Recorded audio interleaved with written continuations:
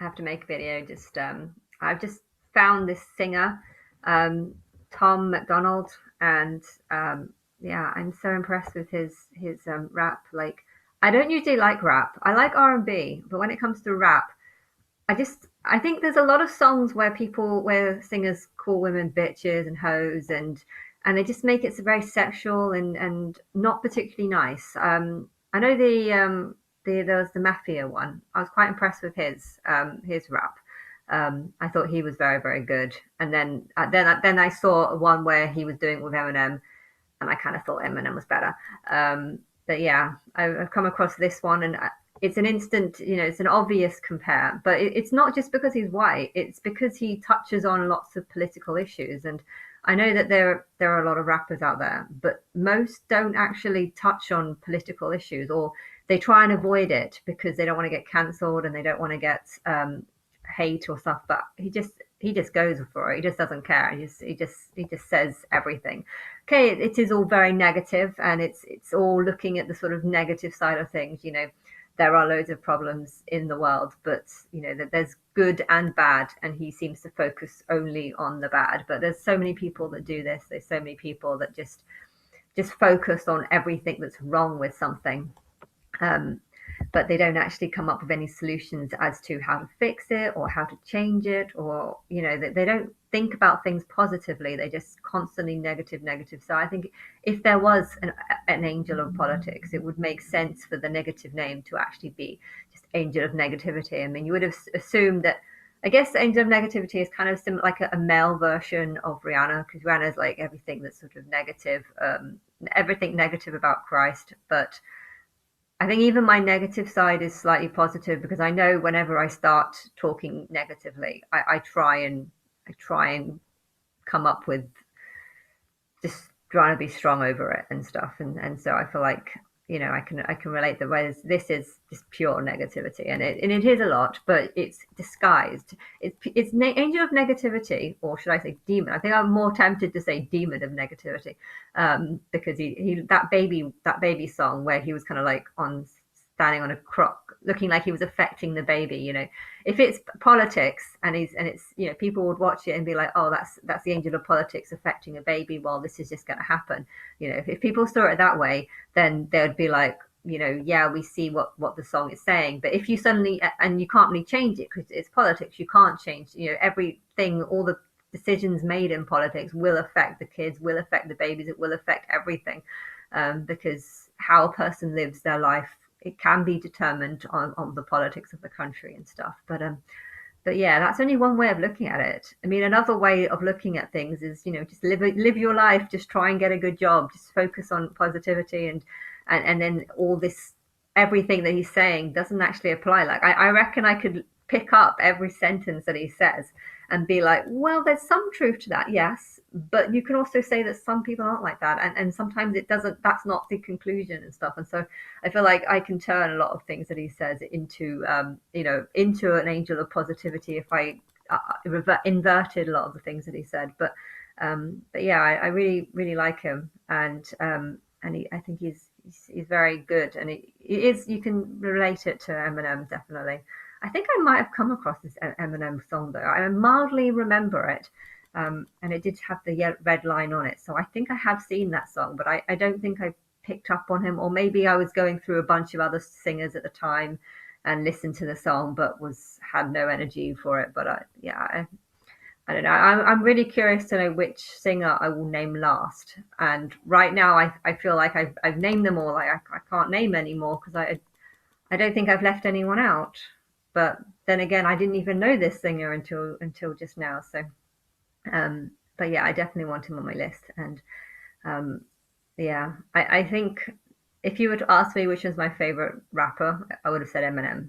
I don't think anything could compare, well, other than Nicki Minaj, but out of the male ones, out of the male singers, he's pretty much the only rapper that I really like. 50 Cent, I'm not actually a fan on his songs, and I don't really like Missy Elliott, so the tune and stuff isn't that great, and there's a lot of rap that's just a bit bit about sex, and I don't really like that. But yeah, this one's very political. I don't agree with all of the things. In fact, probably don't agree with much of it, but I like how it's. I like the comedy in it actually. There's she's put like some comedy things, and there was a couple of things that I kind of laughed at because I found it quite funny. um, and No Lives Matter. It's like he's criticizing everyone else for all these problems that they have, but actually creating a bigger problem because he's just focusing on all the negative. So he's actually creating this No Lives Matter because it's like, well, they're wrong with this, they're wrong for this, they're wrong for this, they're wrong for this, and then you're kind of just leading to this whole big mound of negativity, which if he's the angel of negativity, if that's his sort of hidden real name, then it makes sense. And a lot of people might think, oh yeah, he's wise, he's got so much intelligence, and there's so much truth in everything that he says, because there's a lot of people that think negatively and only think about the negative. But yeah, if they realize that actually he represents angel of negativity, then they might be like, okay, yeah, maybe we should step back and we shouldn't just see everything in a negative light. But then again, if everyone sees everything in a negative light, it's going to make people want to commit suicide. If you're someone who just constantly, this is wrong, this is wrong, this is wrong, this is wrong, all you're going to want to do is go to heaven. And therefore, if the Rockefellers, I don't know who's behind these songs, but whoever's backing these songs, if the point of backing these songs, I'm trying to think about why they would be backing these songs, because they're against elites and they're against pretty much people, they're against anyone who's trying to control everyone. But of course, it doesn't make it quite clear who's actually controlling things. I mean, in some ways, it's supporting Christianity, and technically, the church is trying to brainwash and control everyone into believing lies. So, and it's saying the media is controlling things, and it is. But I feel like the media is adding lots and lots of negativity, and so is this singer, so is all songs, and the ultimate goal of this negativity is to make people commit suicide. This is wrong, this is wrong, this is wrong. I'm just going to get a gun and blow myself. That's what a lot of people are going to think. And the thing is, though, if you're a sort of person that focuses on negativity, then you're the sort of person that's going to be causing problems in the world because you're focusing on negativity and you're only thinking about all the problems in the world, and you're gossiping about all the problems, and you're making the problem worse. And so in a way, he's trying, a lot of people might think that he's helping because he's bringing up all these issues and stuff, but he's not helping. He's actually just bringing up all these issues and getting people to think of, yeah, that's wrong, and that's wrong, and then you just kind of want to kill yourself. But I'm actually finding his songs quite funny because I'm not really listening or agreeing with the songs, but I am finding it. I'm finding it interesting how there's a lot of people that probably would agree with him, even though these people are just people who are negative and are probably going to feel even more negative whilst pretending that he's somehow bringing light to them, when really I think he's just bringing darkness. But it's I like him. I like him. I like this one a lot. Anyway, I think it's actually strange. I find him attractive. Why do I find him attractive? He's got this sort of horrible demon kind of look, but at the same time, it's slightly appealing, which is weird. But anyway, today I want to talk about what I went to the zoo again, which is the Blackpool Zoo. They have quite a good Blackpool Zoo here with my uncle, and went through that dinosaur park. And I've been thinking about things all day, which is the first life ever. I was trying to think about it, and I got this really strong vision when I was walking through the dinosaur park. It's the same one where they had that airplane. There's like an airplane that looked like kind of like Aaliyah's. The plane that Aaliyah crashed in. It was in that park that we went back there. I've taken pictures of it last year when I came here. But yeah, I got this sense of, like, it was like a human figure. The body looked human, but a lot taller. But it also looked like a lizard. Like it was like half life and half dinosaur. And I've been thinking about it a lot. Like, how do I feel?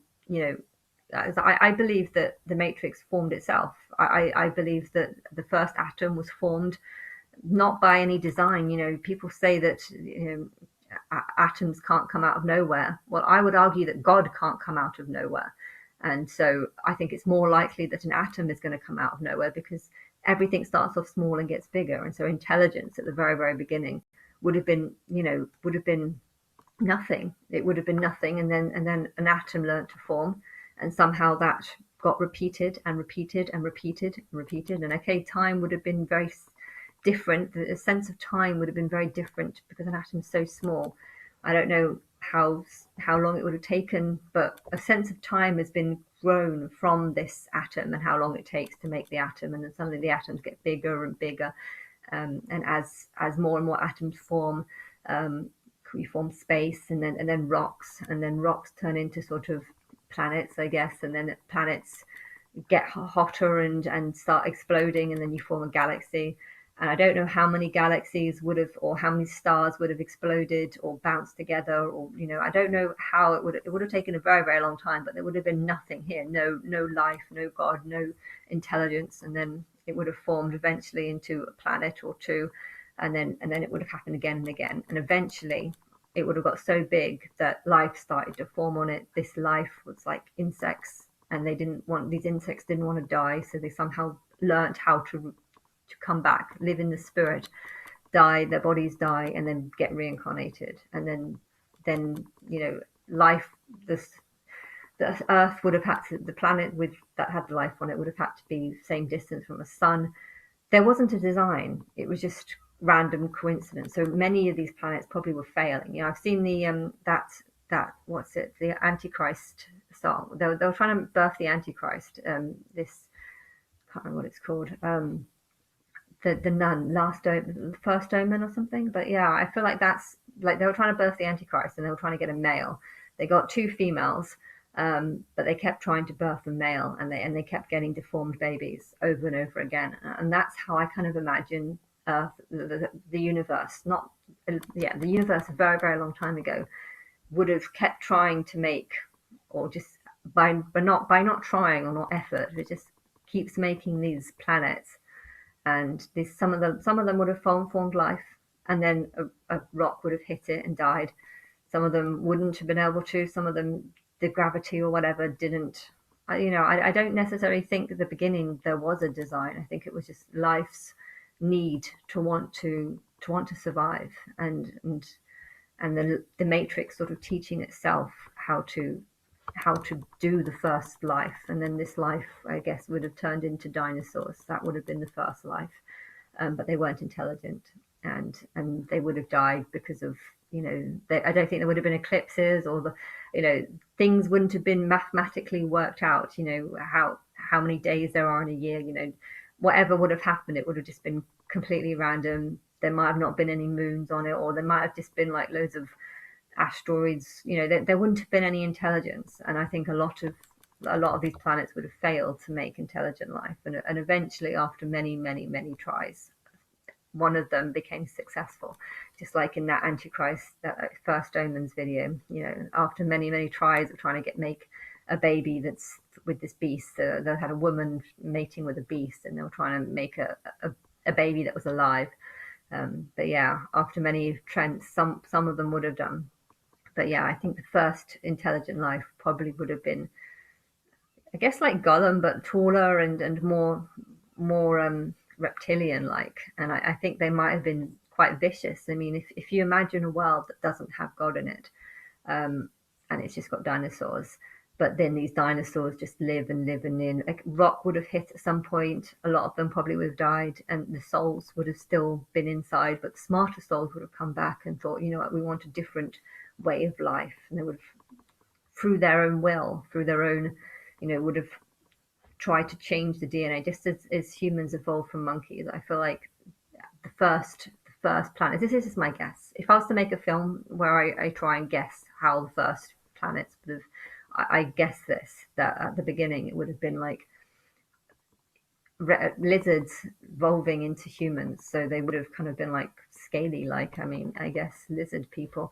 And I think that is actually the first form. I've always believed in reincarnation, but I've never believed in a god. I don't believe that there needs to be a god for reincarnation to happen.